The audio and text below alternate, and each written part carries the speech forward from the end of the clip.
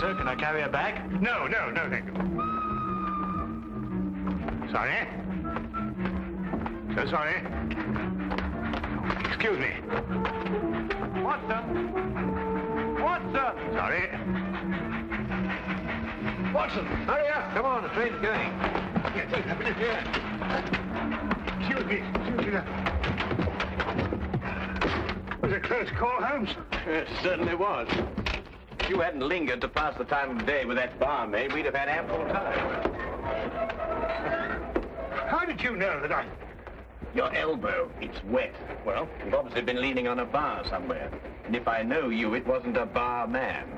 Was she pretty? Yes, he was a lovely young lady, as a matter of fact. Came from Lancashire. Hasn't been in London very long. Blinko Watson.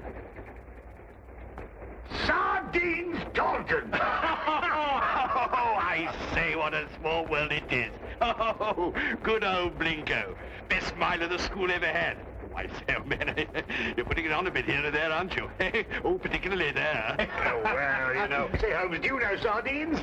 How do you do, sardines? Did you say Holmes? Not Mr. Sherlock Holmes. Oh, I see you've been reading about him in the papers, what? Oh, can't read anything else these days except about that last case of yours, Mr. Holmes. Yes, well, that presented a bit of a problem at first, but we managed to nail him before the finishing line, didn't we, Holmes? Oh, we did, Blinko. You know, I wouldn't be at all surprised if you were going fishing. Yes, we're going to Witchenham, no? Why, of course. I'm living at our old family place, Forthingham. That's near Witchenham. Oh, I say. Something wrong, man? No, nothing really. I don't want to bother Mr. Holmes with my troubles. What sort of trouble, Mr. Taunton? Well, yes, it's my mummy. Oh, Lady Taunton. No, my Egyptian mummy. Is your father married again? Oh, no, don't be silly, Blinko. One of those Egyptian fellows who were mummified thousands of years ago. That sort of mummy. Oh, you have that sort of a mummy? Yes. My Uncle Joseph sent it to me from Egypt. He's an archaeologist, you know. Well, it seems an odd thing to have sent you. Last year he sent me a crate of sand. Sand? Yes, from Sahara. The desert, you know. Just sand? Yes, that's all. Just sand. Arrived one morning like the mummy case. Mummy case? Yes, a chap called Amenhotep. No. Amenhotep. Priest of the 14th dynasty or something. Anyway, that's what Professor Van Tolkien said. Professor Von Tolkien? Yes, he's a colleague of my uncle's. Lives quite nearby. He couldn't fathom what was wrong with the mummy either. Precisely what is wrong with your mummy, Mr. Taunton? It laughs. I beg your pardon? It laughs. Laughs? Quite. How does it laugh? Well, now, we go something like this. No, not really like that. It's much eerier than that. More like this. See, when does it laugh? Oh, practically any time. Well, have you seen it laugh? Me? Oh, good heavens, no. Why don't you give it away? I can't. Nobody wants it. I say, Blinko. No, I'm awfully sorry. We couldn't. Well, look, why don't you burn it or chuck it in the river or something? Hmm? Oh, well, now, I know this sounds silly, but there's an inscription on it. Something like, who destroys my sleep, destroys himself. Professor Van Tolkien's translated it for me. Yeah, but you don't believe all that rubbish, do you? I mean, Egyptian capers and all that. Well, no, I don't actually believe the curse, Blinker, but I've got to do something. Well, I'm engaged to Rowena Featherstone. You know her? No. Oh, she's a lovely girl. She's got an aunt, regular old Batlax. Well, she keeps after Rowena to break off the engagement. Says a chap who keeps an Egyptian mummy who laughs, well, he can't be very reliable. Yeah, well, I understand that. Yeah. Oh, I say, would you like to come over to my place and see if you can stop him laughing? Oh, now, look, old boy, we were going fishing, you know, and Oh, it might prove interesting, Watson. A mummy that laughs.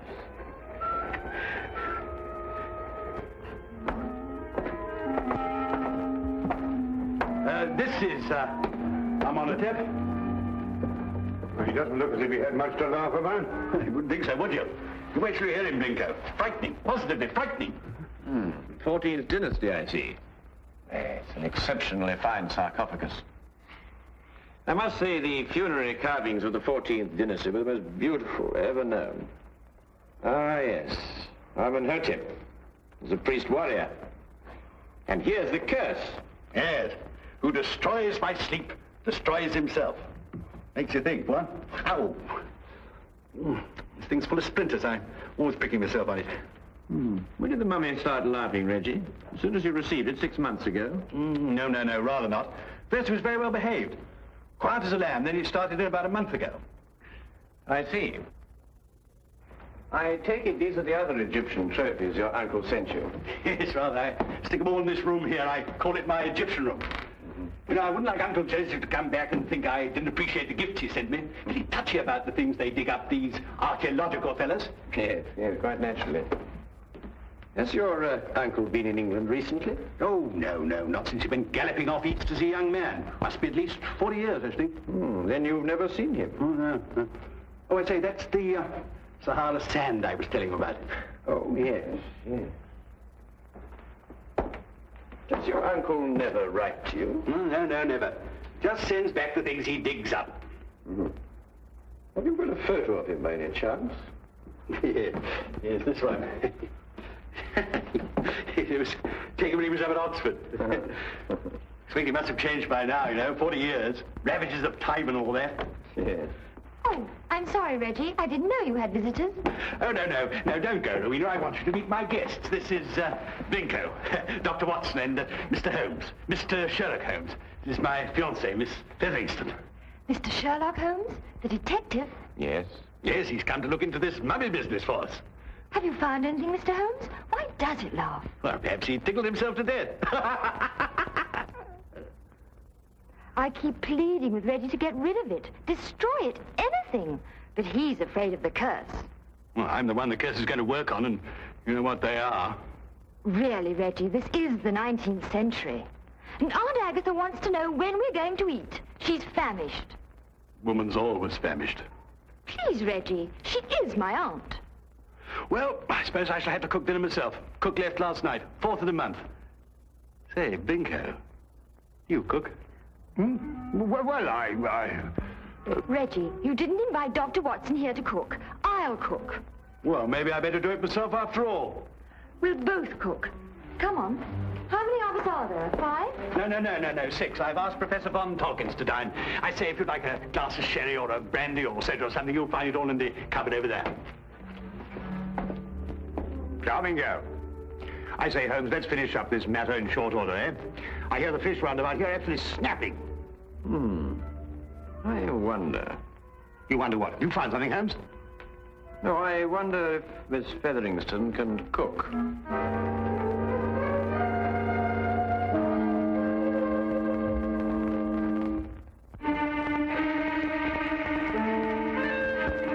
A doctor, young man, you say? A veterinary, no doubt. Madam, I'm a graduate of the Royal College of Physicians. I specialize in human beings.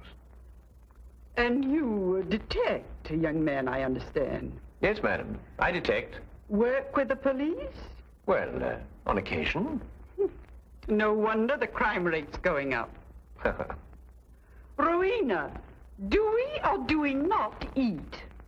In the numbers, Auntie. We're bringing the food in. Reggie tells me you've recently come back from Egypt, Professor. Yes, Mr. Holmes. Just a few months ago. I have retired from active participation in Egyptology. I see. I understand that you met Reggie's uncle while you were out there. Yes, Professor Taunton and I excavated for a long time together in the valley of the Lower Nile. Is Professor Taunton still active?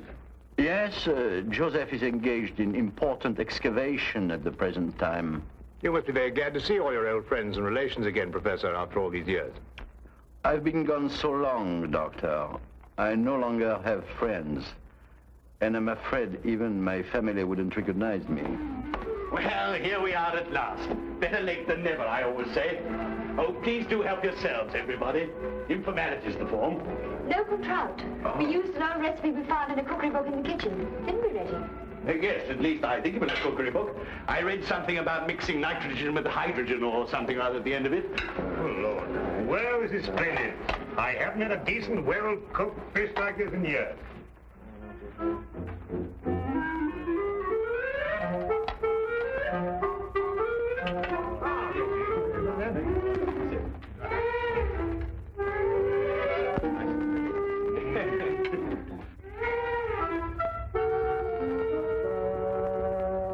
Rubber. Sheer, unchewable rubber. I think it's very edible. What do you think, Holmes? Quite.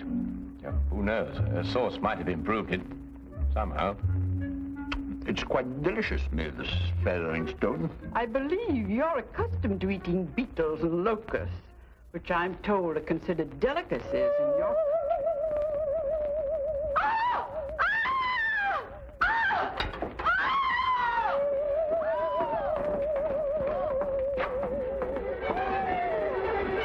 Take the other end, would you? Carefully, please. Carefully. Yep.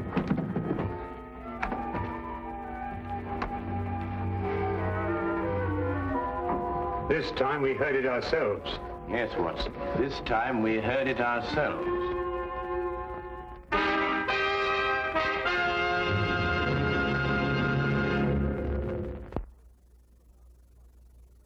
And now we return to the case of the Laughing Mummy. Of all the silly things I've been inveigled into by you, this is the silliest. There we are.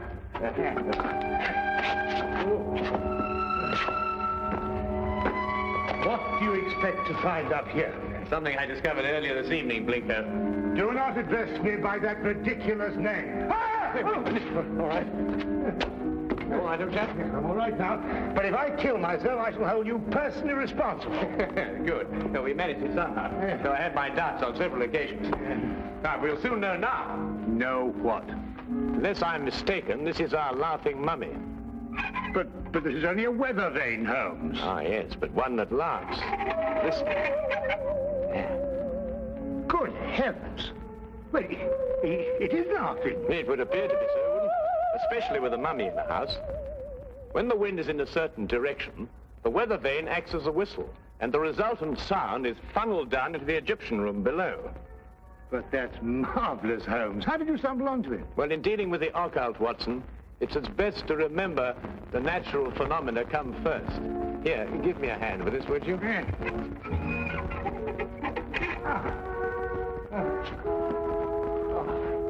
Wonderful. That's wonderful.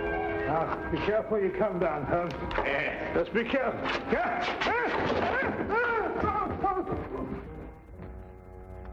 Here, Watson, would you hang on to this, please? Watson, are you taking it? Where have you gone? Watson? Watson? Watson? Do you think they know what they're doing, Reggie, dashing out of the house like this? Maybe not Blinko. Well, Mr. Holmes seems very capable. Oh, yes, he's the reliable type. Doesn't say much, but when he does, it's to the point. Like me. Tell me, Professor, is this the first mummy you ever heard of that laughs? The very first, Miss Featheringstone, and I'm quite sure that... Dr. Watson, what's happened? I slid off the roof. Landed in the rhododendron. Not my rhododendrons, Blinko. I've entered them in the local flower show. You may now withdraw your entry. Reggie, how long has this weather vane been on the chimney? Oh, about a month. I see. And it was about a month ago that the mummy started laughing. Yes, that's right, Mr. Holmes. It was now stopped laughing. It was caused by the wind striking the weather vane, which then blew down the chimney and caused a sound which resembled a laugh. Well. Good heavens above. Mr. Holmes, how terribly clever of you. You found it out all by yourself? I, too, was on the roof, Miss Featheringstone. Oh, I know. I think you're both terribly clever. My compliments, Mr. Holmes. The simplicity of the explanation escaped us all, though I knew, of course, there was an explanation. Well, now we can all go and finish dinner. We've got something else coming, I think. Lamb, isn't it, Rowena? I think so. Meat of some kind. Good. Oh, Reggie, Yes, Mr. Holmes? who stuck this on the chimney? Well, I did. It was lying about the place, so I stuck it up there to keep it out of the way. Oh, I see. Thank you. You know, I believe I'll miss him laughing. Made him human somehow. Almost chummy. Chummy mummy.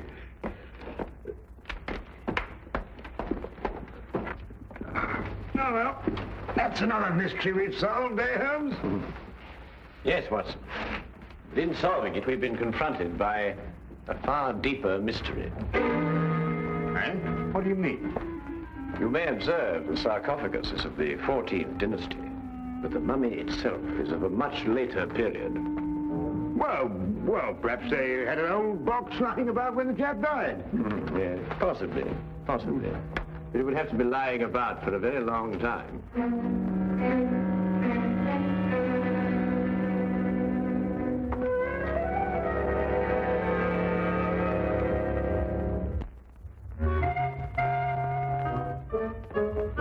Morning, everybody. Isn't it a lovely morning? Simply gorgeous. Good morning, Miss Featherston. Yes, it is indeed a lovely...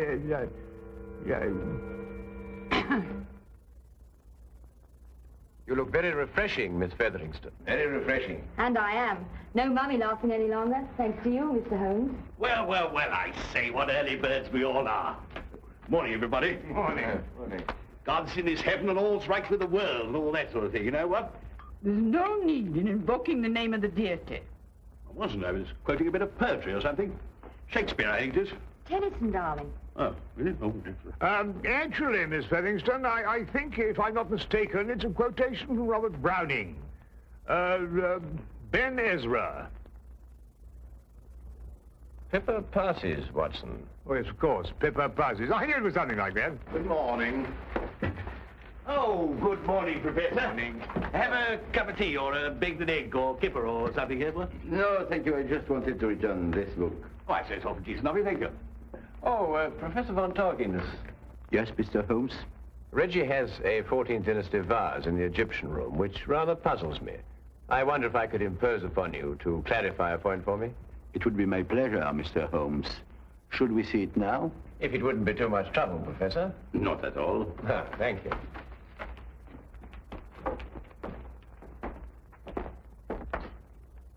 Yes, the composition of the pottery struck me as being rather later than the 14th dynasty, Professor. This is the vase I referred to. Considerably later, Mr. Holmes. The 18th dynasty, in fact. I rather thought Reggie was mistaken, as he was also mistaken about the mummy. The mummy? I'm afraid I don't understand. Don't you? I believe it was you who told Reggie that Amenhotep was of the 14th dynasty. It was, Mr. Holmes. But of course, this mummy, like the vase, is of a considerably later period. Really? How much later would you estimate, Mr. Holmes? Well, I'd say 4,000 years later.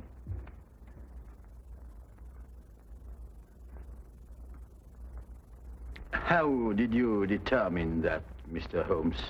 Well, the sarcophagus is obviously authentic. But the burial wrappings of the mummy itself are of a comparatively modern Egyptian weave. Expertly aged, I admit. I'd hoped the discrepancy wouldn't be noticed. Well, if it hadn't been for the coincidence of the weather vane, I should never have bothered to look at the mummy so closely. What do you propose to do, Mr. Holmes? I'm afraid, Professor, I have no alternative. Holmes, what are you talking about? Professor von Tolkien is, I regret to say, Watson, involved with murder. Murder? Well, who was murdered? Joseph Taunton, Reggie's Uncle Joseph. But how do you know? Where's the body? You are gazing, Watson, at the mummified remains. Oh, no, really. You're right, Mr. Holmes. This is Joseph Taunton. And if I killed him... What do you mean, if you killed him? I don't know. That sounds strange, doesn't it? Joseph Taunton and I were friends. We devoted our lives to excavating the glories of Egypt. And last year we discovered the tomb of Amenhotep. An untouched tomb, Mr. Holmes. Over 4,000 years. Joseph and I were the first human beings to set foot in it since the day it was sealed. Can you imagine what that meant to us? Yes, I can understand that. Joseph was beside himself. He wanted to open the mummy case immediately, but it was wrong, Mr. Holmes. The case had to be opened carefully, delicately. We quarreled. I tried to restrain Joseph physically, but he broke loose from me. He ran to the case and opened it, and then... And then, Professor? And then he staggered and dropped dead. As he opened the sarcophagus? Yes. There were no witnesses to what had happened, Mr. Holmes. But in our struggle, Joseph had suffered bruises. I knew what the police would believe. And so you removed the mummy of Amenhotep and substituted the body of Joseph Taunton instead? It was the only way I could get the body out of the tomb. Mr. Holmes, I didn't mean to kill Joseph. It was his heart.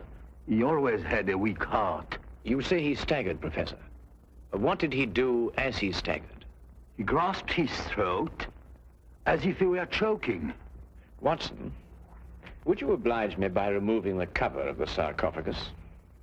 Yes, of course.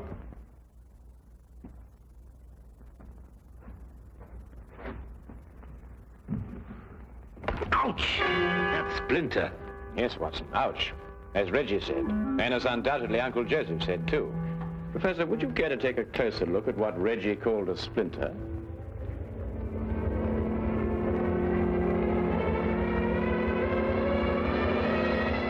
What?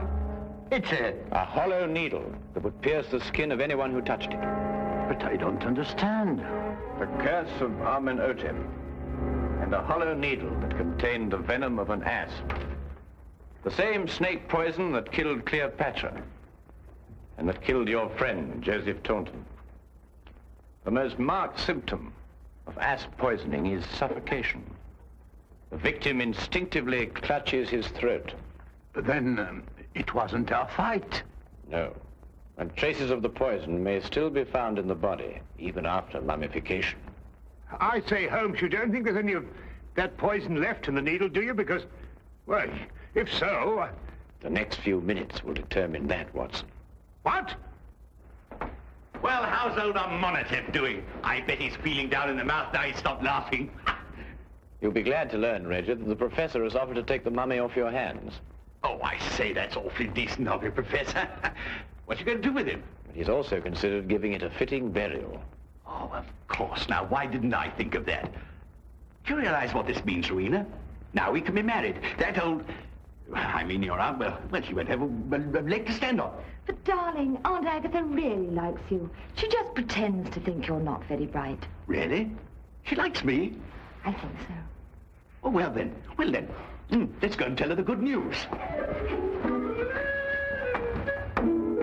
Thank you, Mr. Holmes. Not at all, Professor. Holmes! Holmes! What? What's the matter? Why, you look ill.